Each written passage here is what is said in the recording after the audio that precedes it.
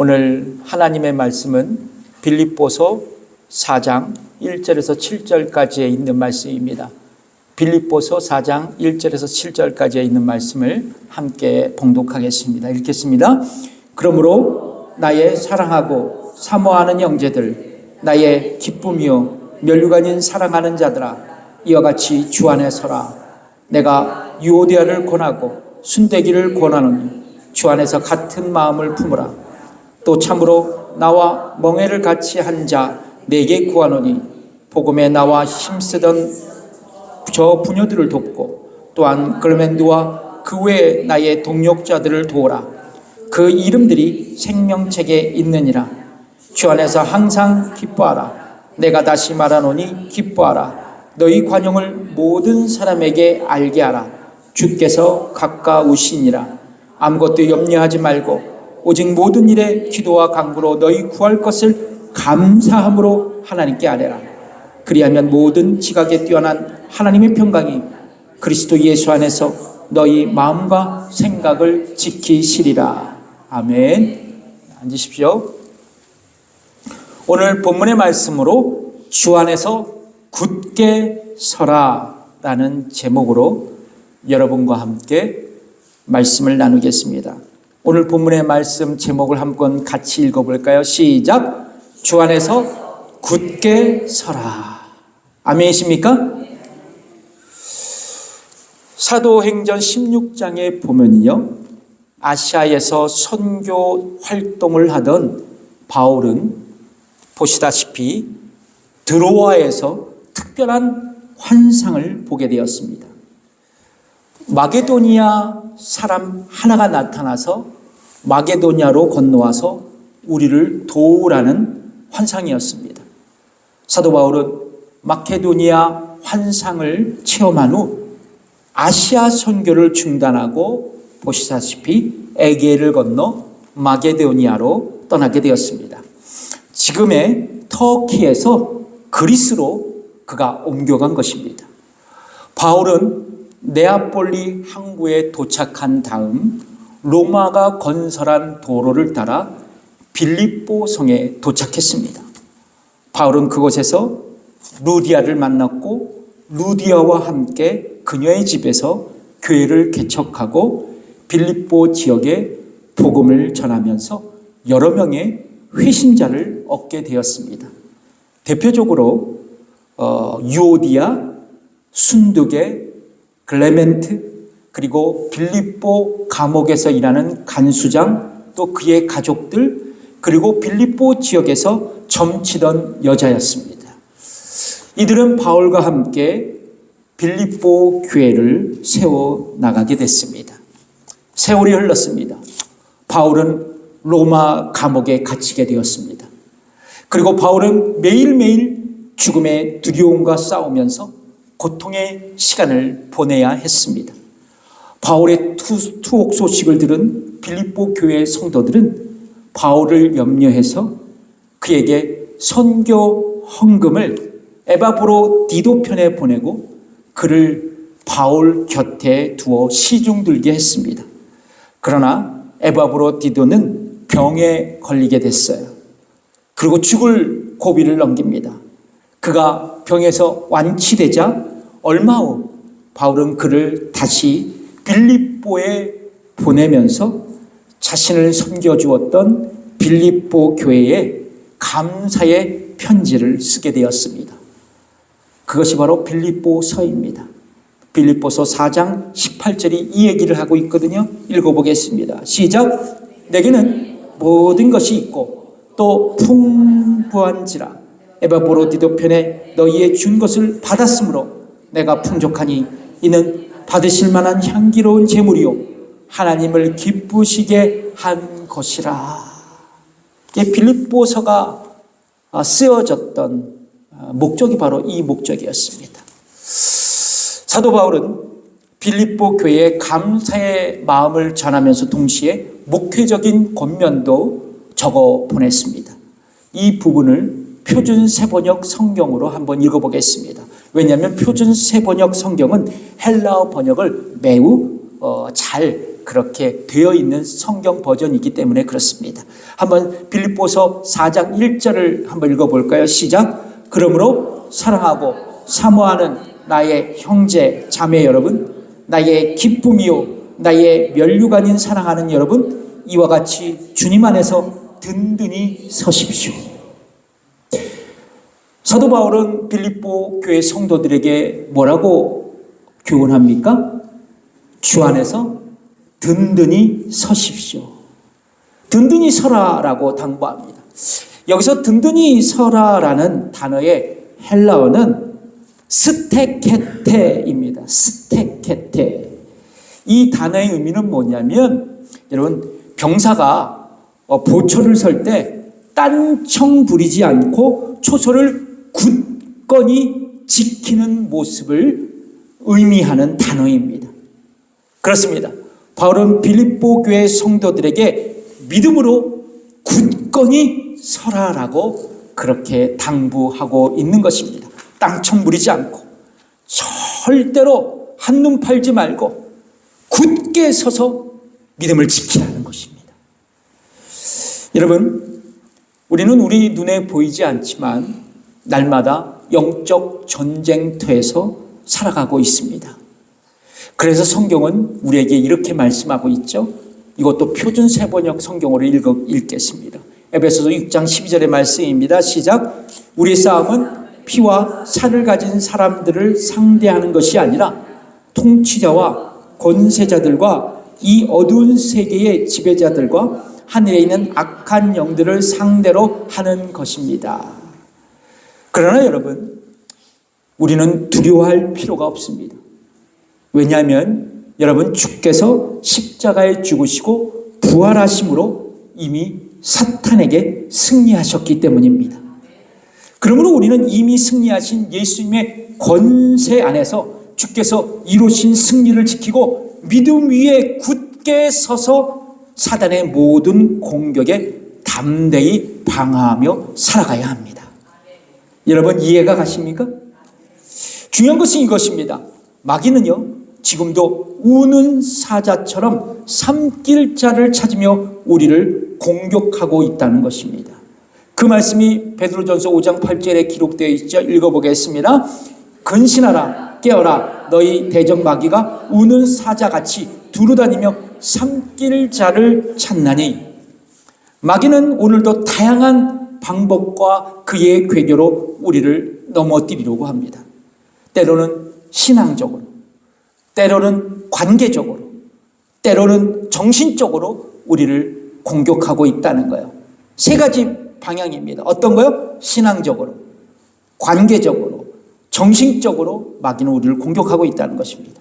그렇다면 여러분, 우리는 어떻게 매일같이 직면하는 마귀의 공격, 그 괴계를 극복하며 주 안에서 믿음으로 굳게 설 수 있을까? 여러분, 오늘 세 가지 측면에서 여러분과 함께 말씀을 나눠보겠습니다. 첫 번째, 우리는 주님 안에 서 있어야 합니다. 아멘이십니까?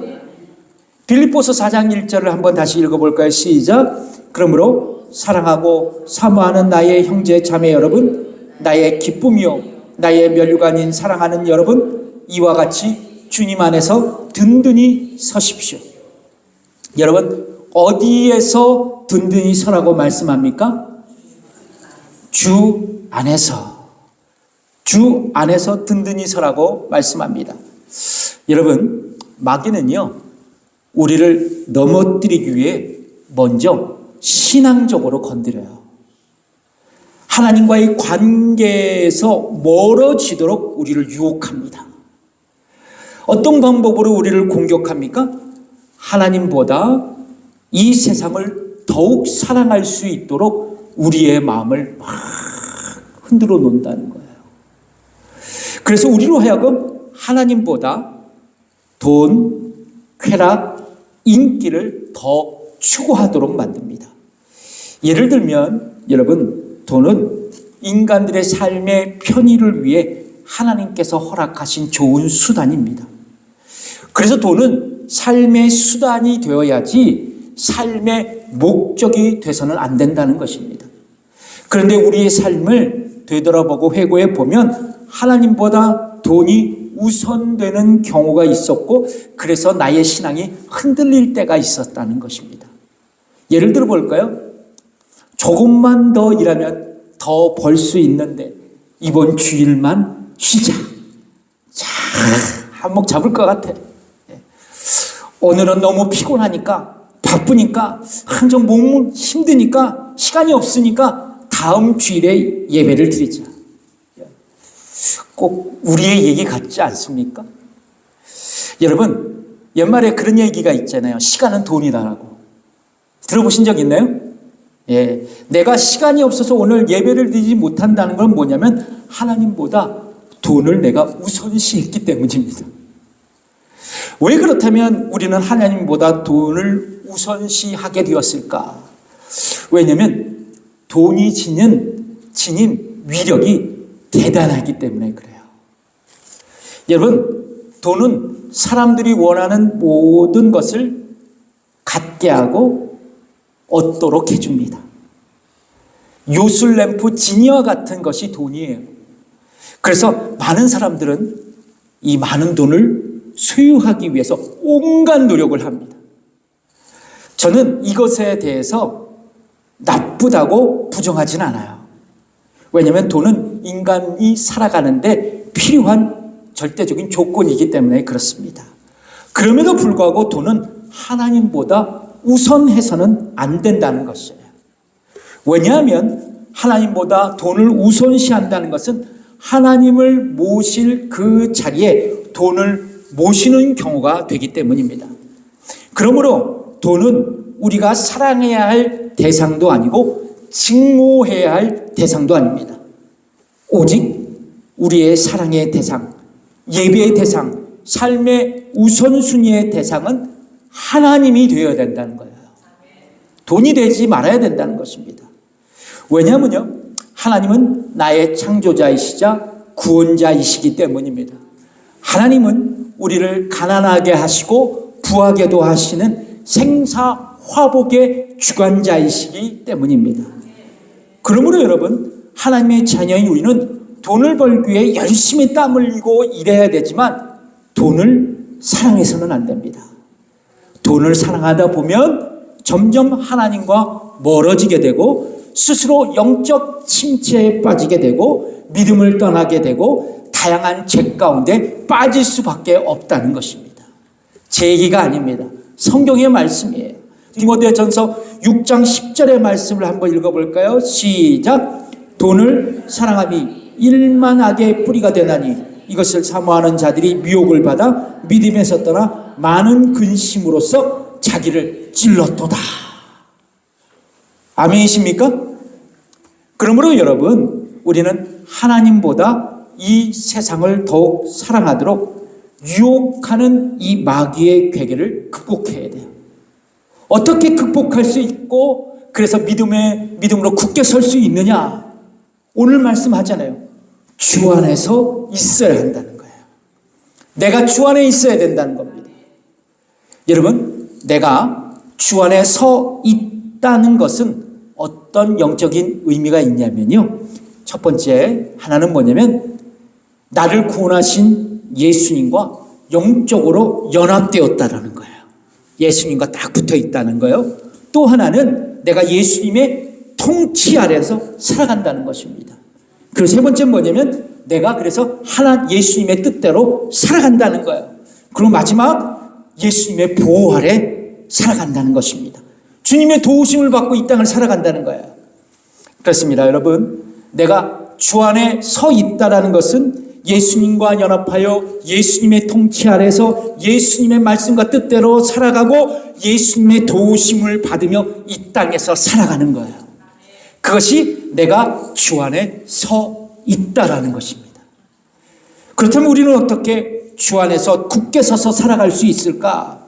가장 중요한 것은 뭐냐면 내가 하나님의 은혜로 예수님을 나의 구원자와 인생의 주님으로 고백하면서 죄사함 받고 구원받아 하나님의 자녀가 되는 것입니다.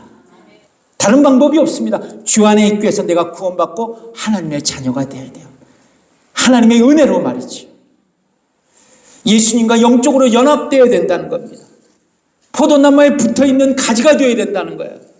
붙어있는 척 한 가지가 아니에요. 그건 죽어있는 가지입니다.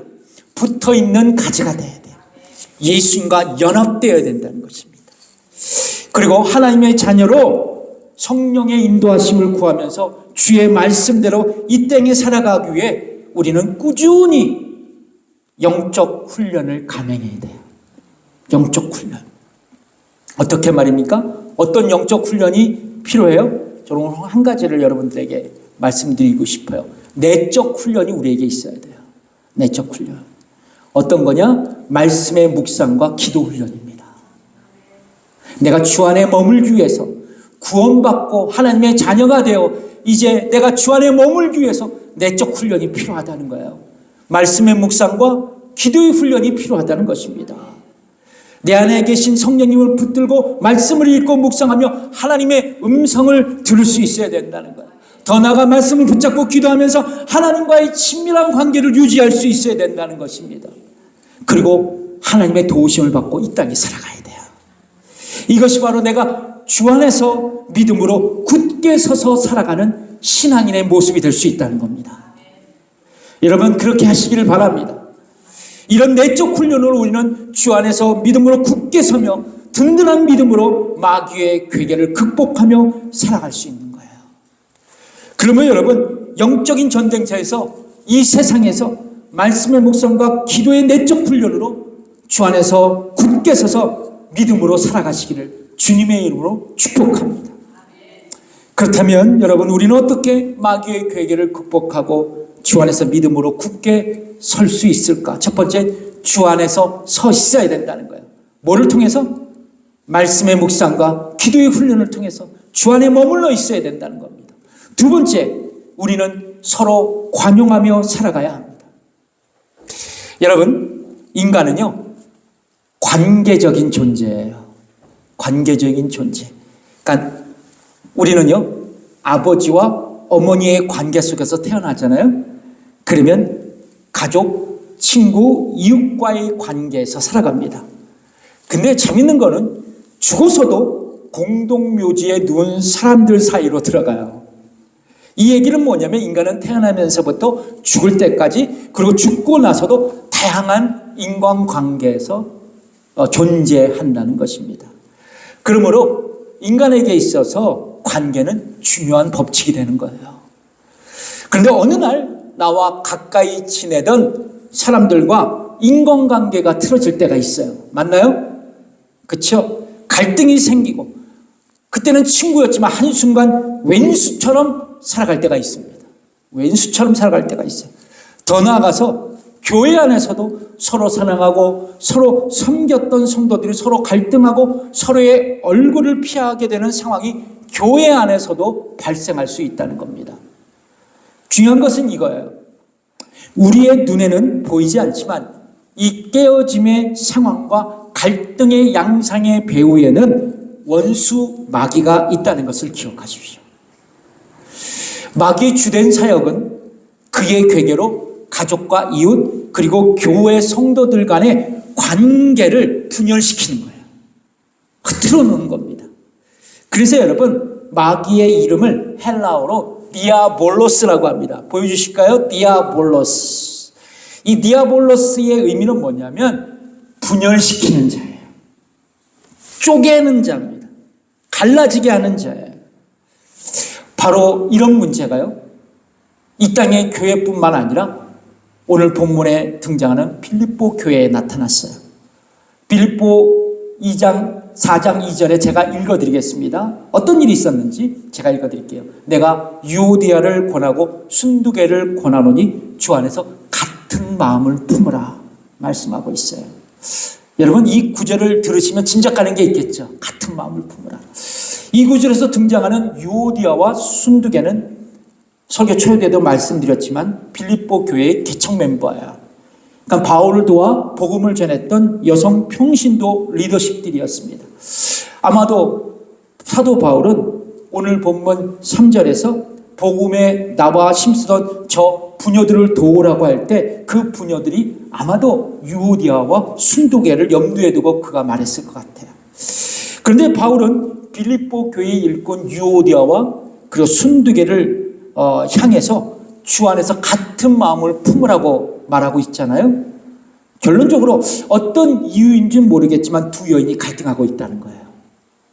마음이 나눠졌다는 겁니다. 등을 지게 됐다는 거예요. 근데 이게 빌립보 교회의 교회 문제로 막 떠오르게 됐습니다. 이 얘기를 바울이 들어요. 그래서 두 여인에게 교훈합니다. 권고해요. 같은 마음을 품으라고 말입니다.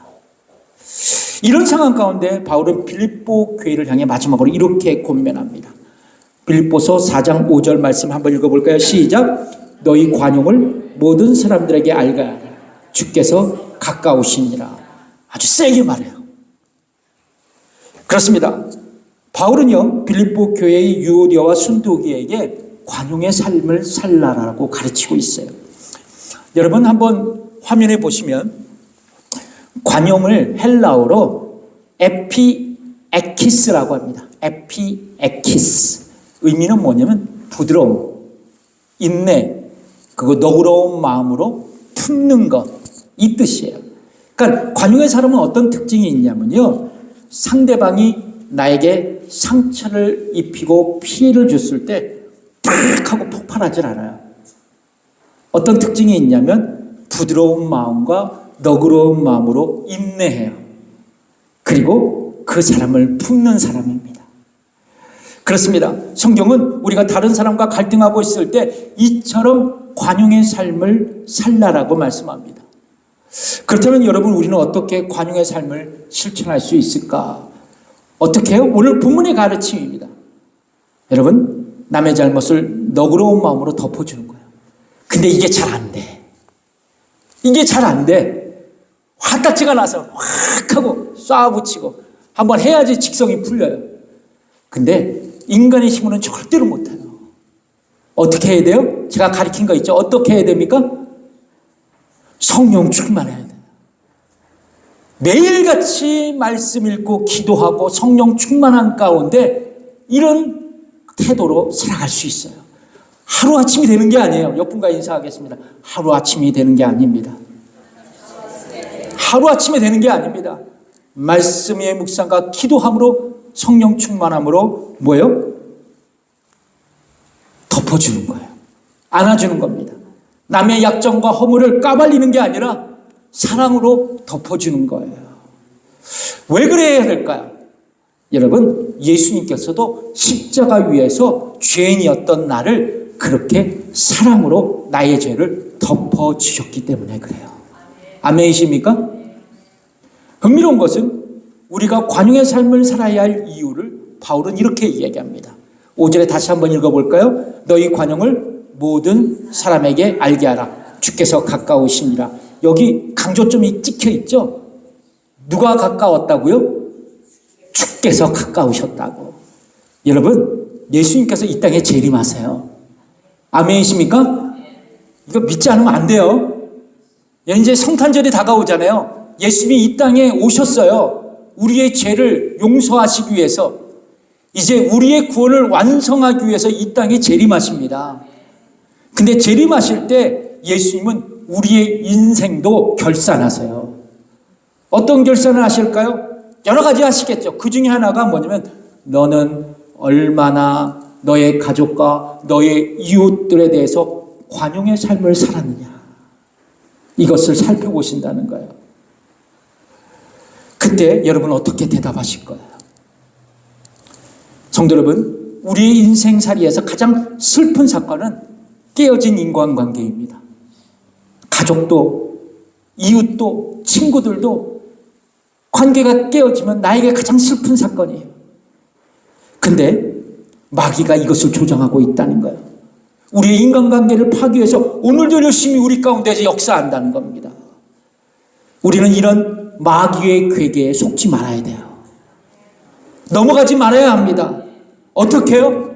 오늘 말씀처럼 뭐요? 주께서 가까우시다는 것을 알고 관용의 삶을 살아가기를 애쓰고 힘써야 된다는 겁니다. 어떻게 해요? 성령 충만함으로. 여러분, 우리는 어떻게 마귀의 괴계를 극복하며 주 안에서 믿음으로 굳게 설 수 있을까요? 첫 번째, 주 안에 서 있어야 합니다. 두 번째, 우리는 서로 관용하며 살아가야 합니다. 마지막이에요. 어떤 거냐? 우리는 기도해야 합니다. 기도해야 돼요. C.S. 루이스의 스크루테이프의 편지라는 책이 있습니다. 여러분 보시죠. 네. 저는 이 책이 영화로 좀 만들어졌으면 좋겠어요. 우리 기독교인들에게 교훈이 되는 영화가 될 수 있을 것 같아요. 이 책은 마귀 스크루테이프가 조카인 젊은 악마 웸 우드에게 인간을 어떻게 유혹해서 지옥으로 끌고 갈 수 있는지를 조언하는 편지들로 구성된 책들이에요. 여기서 등장하는 인물은요, 원수가 예수 그리스도, 환자가 그리스도인입니다. 예. 근데 하루는 스크루테이프가 조카 웸 우드를 가리키기 위해서 이런 얘기를 했어요. 우리야 환자의 앞날이 불확실할수록 좋지. 서로 충돌하는 미래의 모습들이 마음을 온통 채운 채 희망이나 두려움을 번갈아가며 불러일으킬 테니까. 원수가 인간의 마음에 접근하지 못하도록 바리케이트를 쳤지만 불안과 걱정만큼 우리에게 효과적인 무기가 없단다. 이런 가르침을 스크루테이프가 웸 우드에게 가르쳤어요. 그렇습니다. 마귀는 이처럼 우리에게 불안과 염려를 안겨다 주는 존재예요. 그리고 현재와 미래에 대해서 두려움으로 저와 여러분을 사로잡습니다. 우리의 마음을 혼란스럽게 만들어요. 정신적으로 불안하게 만듭니다. 누가요? 마귀는 그렇게 우리에게 역사해요. 염려를 불어넣어 줌으로 말이죠. 오늘 본문 빌립보서 4장 6절에 보면 아무것도 염려하지 말라라고 말씀하고 있습니다. 이 구절에서 염려를 헬라어로 메림나오라 그래요. 메림나오. 마음이 나누어진다라는 거예요. 그러니까 여러분, 스크루테이프의 편지에서 마귀 스크루테이프가 염려를 뭐라 그러냐면요, 영혼을 분산시키는 도구라고 표현하고 있었어요. 그러니까 마귀는요, 우리에게 염려를 지음으로 우리의 마음을 나눠지게 해요. 우리의 마음을 혼란스럽게 합니다. 우리의 마음을 집중하지 못하도록 염려하고 걱정하게 만드는 거예요. 그래서 여러분, 염려하고 걱정하면 우리의 마음이 나눠지죠. 혼란스러워지죠. 불안해하죠. 바로 이런 거예요. 그런데 여러분, 우리가 일상에서 염려하는 대부분이요, 쓸데없는 거예요. 쓸데없는 겁니다. 제 얘기가 아니라 심리학자 어니 젤렌스키라는 분은요, 염려의 증상을 분석하면서 이런 흥미로운 말을 했어요. 우리가 염려하는 40%는 절대로 현실에서 일어나지 않는다라는 거예요. 그러니까 일어나지 않는 일 갖고 우리가 대부분을 염려하고 있다는 겁니다. 또한 염려의 30%는 이미 일어난 일에 대한 것이라고 얘기했어요. 과거의 염려를 갖고 우리가 염려한다는 거예요. 그리고 우리가 염려하는 22%는 사소한 것들, 염려의 4%는 우리의 힘으로 극복할 수 없는 그런 염려, 진짜 염려. 그리고 염려의 4%는 우리가 바꿀 수 있대요. 결론적으로 우리에게 다가오는 4%만 진짜 염려이고 96%는 쓸데없는 염려라는 거예요. 그러니까 우리가 쓸데없는 염려를 붙들고 살아간다는 것이 이분의 결론이에요. 여러분, 마태복음 산상수훈 설교에서 예수님은 우리에게 이렇게 말씀합니다. 제가 읽어드릴게요. 마태복음 6장 27절의 말씀입니다. 너희 중에 누가 염려함으로 그 키를 한 자라도 더할 수 있겠느냐 말씀합니다. 여러분, 이 말씀이 뭐냐면 주님은 염려한다고 해서 작은 키가 큰 키로 될 수 있느냐는 거예요. 없다라는 것입니다. 그렇습니다. 성경은 우리가 경험하고 있는 대부분의 세상 염려는 비생산적이고 쓸데없는 것이라고 말씀하고 있어요. 그러면 여러분, 우리가 염려해도 우리가 가지고 있는 인생의 문제는 해결할 수 없다. 이게 결론입니다. 염려해보세요. 그 문제가 해결되나? 절대로 안 됩니다. 여러분, 그렇다면 우리가 우리는 마귀가 정신적으로 심어놓은 이 염려를 어떻게 극복할 수 있느냐는 겁니다. 성경은 우리에게 아무것도 염려하지 말고 기도하라고 가르치고 있어요. 아멘이십니까? 쓸데없는 것 갖고 염려하지 말고 그 시간에 기도하라는 거예요. 여러분 빌립보서 4장 6절 드디어 읽어보겠습니다. 시작. 아무것도 염려하지 말고 오직 모든 일에 기도와 간구로 너희 구할 것을 감사함으로 하나님께 아뢰라. 성경은요, 기도함으로 염려를 극복하라고 말씀합니다. 여러분, 우리가 기도한다는 것은 무엇을 의미합니까? 기도한다는 것 어떤 의미예요? 곧 나를 의지 않고 하나님을 의존한다는 겁니다. 기도는요, 나의 힘과 능력으로 이 땅을 살아가는 것이 아닙니다. 하나님을 의지하며 살아가는 것입니다라고 표현하는 믿음의 표현이에요. 그래서 기도의 시작은 염려의 중단이 될 수 있어야 돼요. 하나님께 나의 문제를 온전히 맡기는 거예요. 그러면 여러분, 우리에게 염려거리가 찾아온다면 더 이상 염려거리로 삼는 것이 아니라 기도거리로 삼아야 돼요. 제가 늘 얘기하잖아요. 염려거리로 삼지 말고 기도거리로 삼으십시오. 왜냐하면 염려는 우리의 상황을 바꾸지 못해요. 그러나 하나님은 우리의 상황을 변화시킬 수 있는 분이기 때문입니다. 그런데 오늘 본문에 보면 염려거리를 기도거리로 삼아서 기도할 때 어떻게 기도하라고 우리에게 가르치고 있을까요? 빌립보서 4장 6절 하반절에 뭐라고 말씀하냐면 너희 구할 것을 뭐함으로? 감사함으로 하나님께 아뢰라. 중요한 건 이거예요. 감사함으로 드려지는 기도예요. 오늘 이게 핵심 포인트입니다. 여러분, 감사함으로 드려지는 기도란 무엇일까요? 잘 들어보세요. 하나님께서 과거에도 현재에도 내게 베푸신 은혜를 기억하고 앞으로 내게 찾아오는 어떤 어려움과 위기가 있을지라도 주께서 모든 것을 협력하여 선을 이루실 것을 믿고 염려하지 않고 미리 하나님께 감사하며 드리는 기도예요. 그러니까 뭐냐면 아직 기도의 응답이 받지 못했을지라도 낙심하지 않고 하나님께서 과거에도 현재에도 나를 도우셨기 때문에 미래에도 나를 도우실 것을 확신하며 미리 감사하며 기도하는 겁니다. 믿음으로 선포하는 거예요. 그렇다면 우리가 염려거리를 기도거리로 삼아 기도함으로 그렇게 살아간다면 우리에겐 축복이 임할 거예요. 근데 어떤 축복이 임하냐? 어떤 약속을 하냐? 그 약속이 빌립보서 4장 7절에 있습니다. 이 말씀을 꼭 기억하세요. 읽어보겠습니다. 그리하면 모든 지각에 뛰어난 하나님의 평강이 그리스도 예수 안에서 너희 마음과 생각을 지키시려.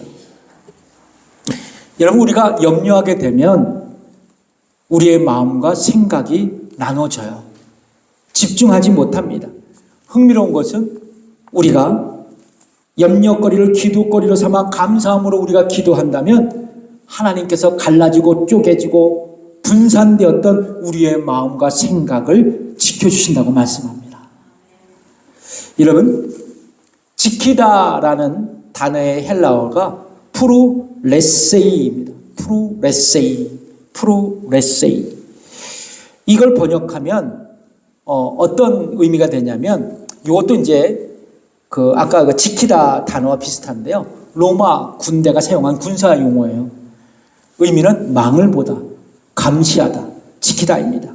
그러니까 우리가 염려 대신 하나님을 의지하며 감사로 기도하면, 간구하면 성을 적들이 쳐들어오지 못하도록 군사들이 안전하게 지키듯이 주께서 염려라는 적이 우리 근처에 얼씬하지 못하도록 우리의 마음과 생각을 겹겹이 둘러싸 지키신다는 거예요.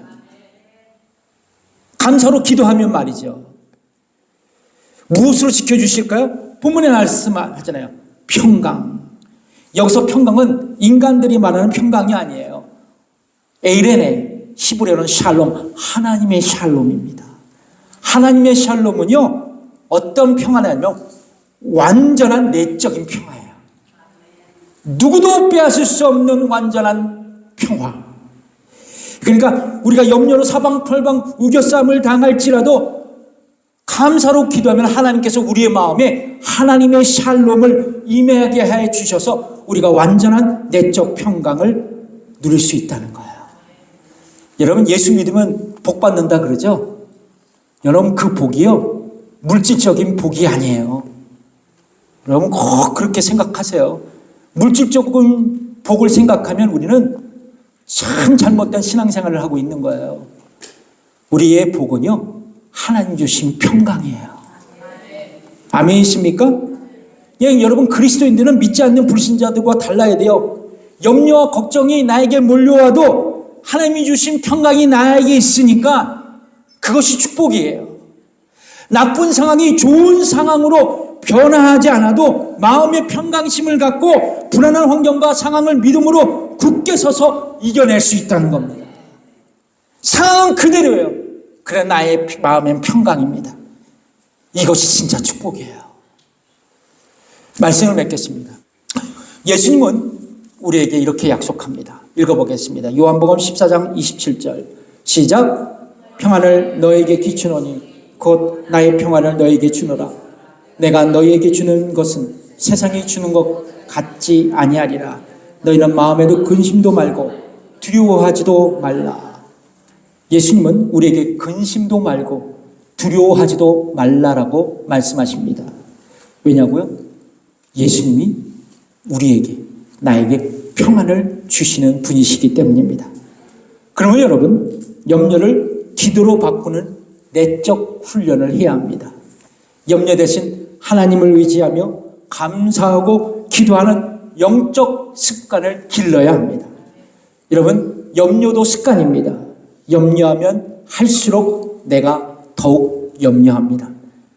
여러분, 제가 목회 경험을 하니까 그렇더라고요. 염려하면 더욱더 염려 증세가 심각해져요. 반대로 하나님을 의존하고 감사하며 기도할수록 감사하고 기도하게 돼요. 반대 현상이 일어납니다. 그리고 우리에게 주의 평안이 임하고 마귀의 계계를 극복하며 주 안에서 믿음으로 굳게 살아갑니다. 여러분, 이 모습이 우리 교회 모든 성도들의 축복이 되었으면 좋겠어요. 이 감사절 시즌 우리가 늘 이런 마음을 품고 결단하며 살아갔으면 좋겠습니다. 하나님 범사에 하나님을 의존하며 감사하고 기도하는 믿음의 사람이 되겠습니다.